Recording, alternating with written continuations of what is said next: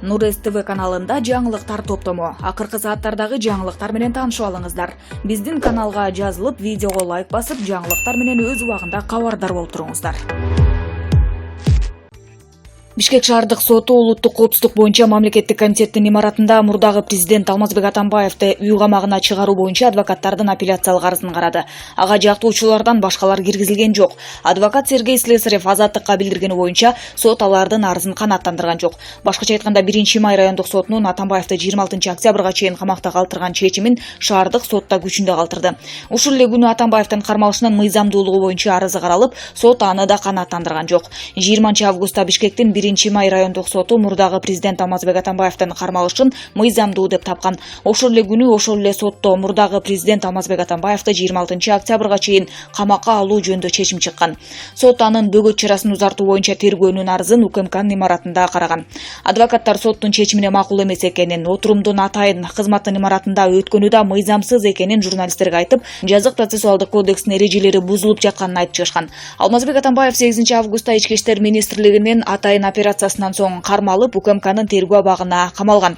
Башкы прокуратура Атамбаев бир катар оор жана өзгөчө оор кылмыштар боюнча шексин алып жатканын билдирген.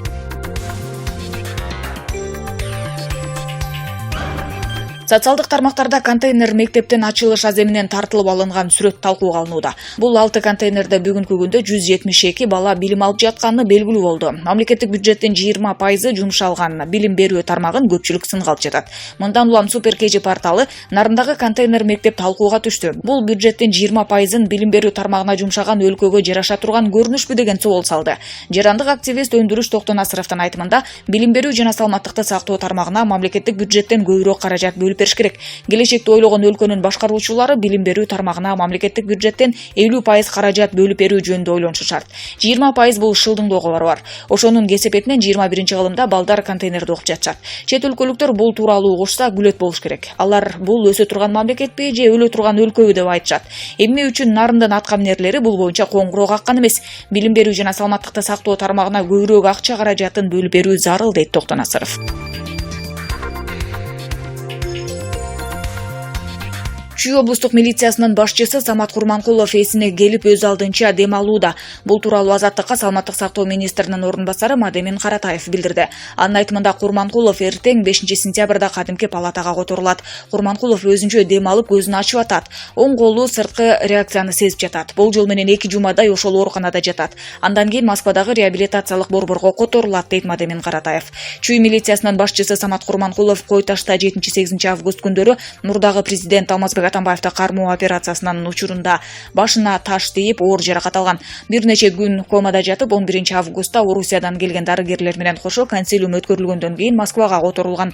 Бишкекте ага 2 жолу операция жасалган. Москвадагы Бурдинг атындагы нейрохирургиялык борбордо ага кошумча анализдер дайындалып, жаруулануу үчүн аталган борбордун дарыгери академик Александр Потапов бир сейра кароодон өткөргөн. Милициянын башчысын дарылоого кеткен каражатты мамлекет төлөп берет. Курманкуловдун абалы министрликтин көзөмөлүндө турат.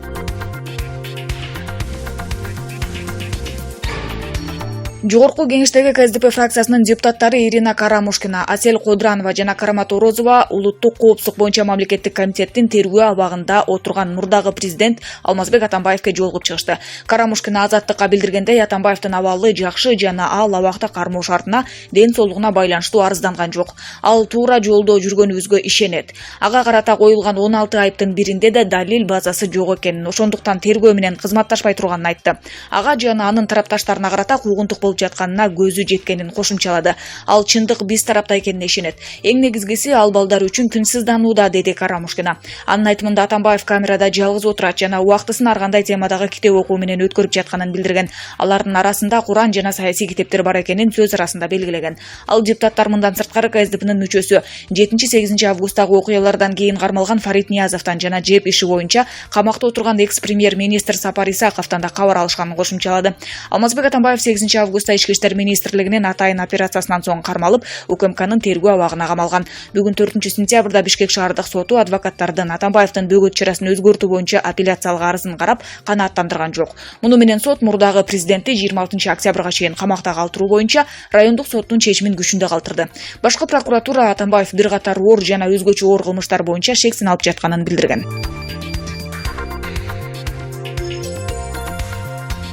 Чүй облусунун Сокулук районуна караштуу Жаңы Пахта айыл аймагында 14 жаштагы кызды өз атасы бир нече жолу зордуктаган. Өспүрүм 14-июлда өз атасынан төрөгөн. Психолог жабырлануучунун үйүнө келип, болгон жардамын берүүдө. Мындан соң учурда кыздын абалы кандай, келечеги кандай болот деген суроо менен факт KG психолог, үй бүлө жана балдарды колдоо борборунун жетекчиси Эрика Османбекова менен маек курду. Эрика Тимуровна, учурда кыздын абалы кандай? Сиздер кандай жардам көрсөтө аласыздар? Бизден психология жана юридикалык жактан жардам болгондуктан алгач эле жаңы төрөлгөн ымыркайдын күбөлүгүн алмаштырууга даярбыз. Мындан тышкары кыздын апасына жана туугандарына психологиялык жардам көрсөтөбүз. Анткени кичүү кызындагы атасы урчу экен. Сокулукка чейин жол алыс болгонуна байланыштуу айыл өкмөт тарабынан транспорт берилет. Апасы балдар менен бизге келип психология жактан жардам ала алат. Кыз 8-класстыгын аяктагандыктан учурда 9-класстын аттестатын алып берүү көйгөй болуп жатат. Азыркы учурда мектеп директору менен дагы сүйлөшөйүн деп жатабыз. Кошумчалап кетчү нерсе бул үй бүлөгө азык-түлүк, кийим-кече жетишпейт экен. Учурда бир жакшы адам табылды. Ал азык-түлүк жактан жардам берерин айтты. Биз демөөрчүлөрдү издөөнү улантабыз. Кыз менен сүйлөшүп көргөндө эмнелерди айтып берди? Албетте абалы оор, мектепке бара албайт экендигин билдирди. Мектепке баргандан уялам дейт. Бирок курбулары, классташтары келип абалымды сурап турат дейт. Белгилеп кетчү нерсе кыз мектепти жалаң 5 деген баага окуйт экен. Тигүүчүлүккө кызыкканын айтты. Келечекте өз жашоосуна балта чаппаш үчүн болгон жардамыбызды беребиз.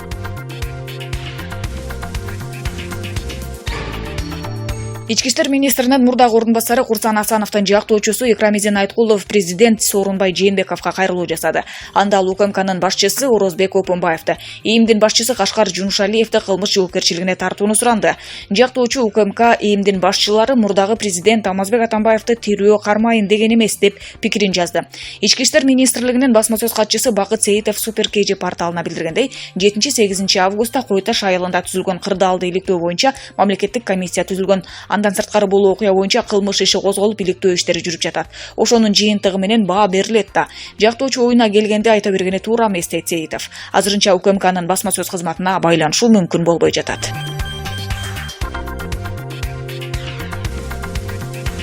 Бишкектин Свердлов райондук сотунда жепти оңдоп түзөөдөгү коррупция боюнча сот иши уланууда. Анда жогорку кеңештин мурдагы спикери Акматбек Элдибеков суралып, жеп боюнча келишимди кароодо өзүнө жана депутаттарга эч кандай басым болбогонун билдирди. Ал парламенттин макулдугусуз насыяны алуу мүмкүн эмес экенин жана инвестиция тартуу өкмөттүн негизги милдеттеринин бири болгонун белгиледи.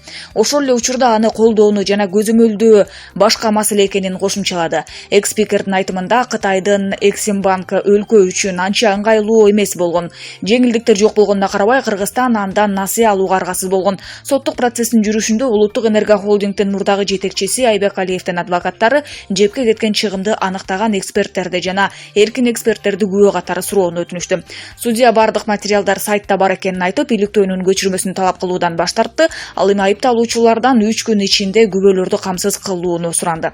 2018-жылы кыш-шилдеде жептеги авариядан соң Бишкек бир жума бою жылуулуксуз калган. Териштирүүдөн кийин оңдоп түзүүдө коррупция бар экени аныкталып, мамлекет 5 миллиард 439 миллион сом көлөмүндөгү зыян тартканы айтылган. Кармалгандардын арасында мурдагы өкмөт башчылары Жантөрө Сатыбалдиев, Сапар Исаков баштаган жоонтоп аткаминерлер бар. Айыпталуучу тараптар муну саясий куугунтук катары сыпаттап келатат.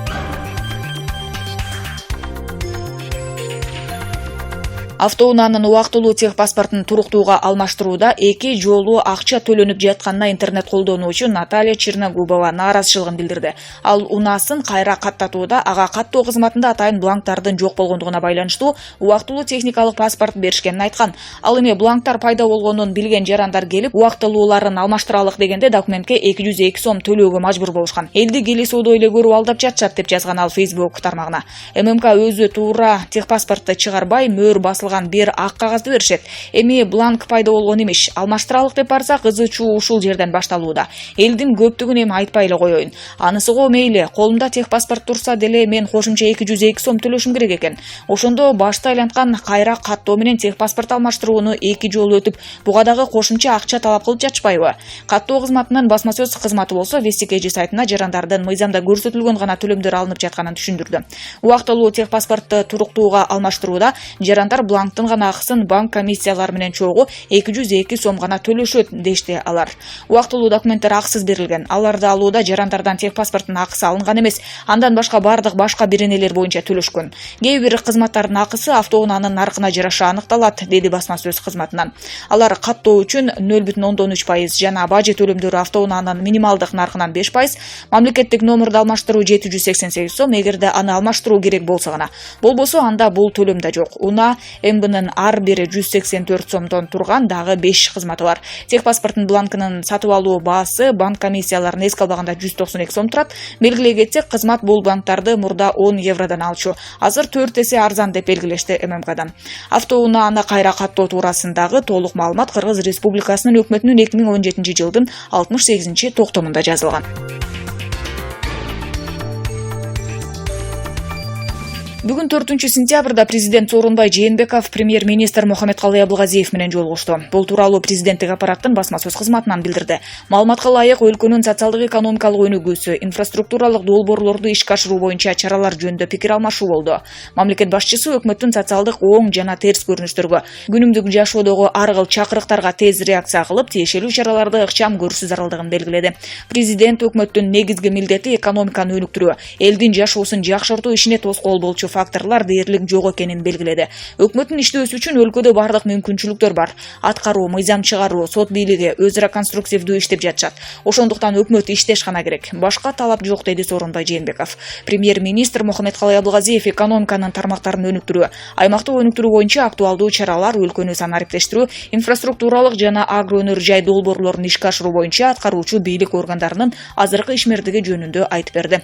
Мамлекет башчы кечээ 3-сентябрда Жогорку Кеңештин төрагасы Дастанбек Жумабеков менен жолуккан.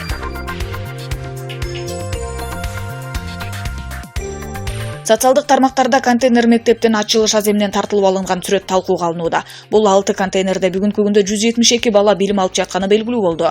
Мамлекеттик бюджеттин 20% жумшалган билим берүү тармагын көпчүлүк сынга алып жатат. Мындан улам Суперкейджи порталы нарындагы контейнер мектеп талкууга түштү. Бул бюджеттин 20%-ын билим берүү тармагына жумшаган өлкөгө жараша турган көрүнүшпү деген собол салды. Жогорку Кеңештин депутаты Элвира Сурабалдиева билим берүү тармагы боюнча нааразычылыктар көп экенин айтты. Бүгүн билим берүү жана илим министри кызматтан калоосу менен кетти. Контейнерден салынган мектептин айынан көп негатив реакция болуп жатат. Китептерден ката кетип, эл арасында нааразычылыктар болду. Бул маселе парламентте дагы көтөрүлдү. Көйгөйлөр айтылууда, бирок көңүл бурулбай келет. Контейнерден салынган мектепти көрүп капаландым. Билим берүү системине бюджеттен бөлүнгөн каражаттан тышкары насыя гранттар келет. Мектептерди куруу маселеси каралганда авариялык абалдагы мектептерге көңүл бурулса жакшы болмок, дейт Сурабалдиева.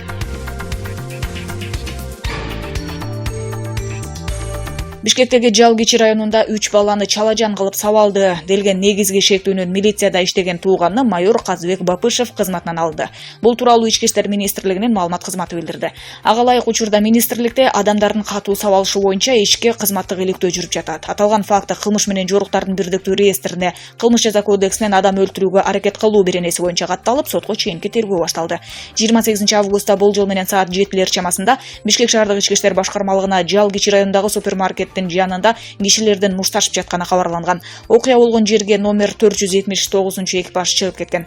Алардын катарында милициянын кайгыл күзөт кызматынын 4-ротасынын кызматкерлери болгон. Мындан сырткары Чүй облустук ички иштер башкармалыгынын кызматкери Казыбек Бапышев дагы келип, 2 шектүүнү алып кеткен. Учурда Жаныбек Бапышев менен Калысбек Сейитбековго издөө жарыяланды. Укук коргоо органдарындагы ишенимдүү булактын маалыматына караганда, шектүүлөр Казыбек Бапышевдин бир туугандары болуп саналат. ИИМдин кызматтык териштирүүсүнүн жыйынтыгында тергөөчү менен номер 2 шаардык милиция бөлүмүнүн башчысы кызматынан бошотулган. Ички иштер бөлүмүнүн дисциплинардык талаптарын бузган үчүн дөмөт бөлүмүнүн инспектору менен номер 2 шаардык милиция бөлүмүнүн жетекчисинин жардамчысына катуу сөгүш берилген. Ал эми ички иликтөө кызматы милициянын майору, Чүй облустук ички иштер башкармалыгынын ыкчам аракеттеги кызматкери Казыбек Бапышевдин аракеттери боюнча да иликтеген. ИИМдин билдиришинче, ал бир гана шектүүнүн агасы болуп эсептелет. Анын аракети кылмышты жабуу жана кызмат абалынан пайдаланган деп бааланууда. Шектүүлөр кармала электегинен улам алардын кылмыш жасаганы боюнча билдирүү ата-энесине берилген.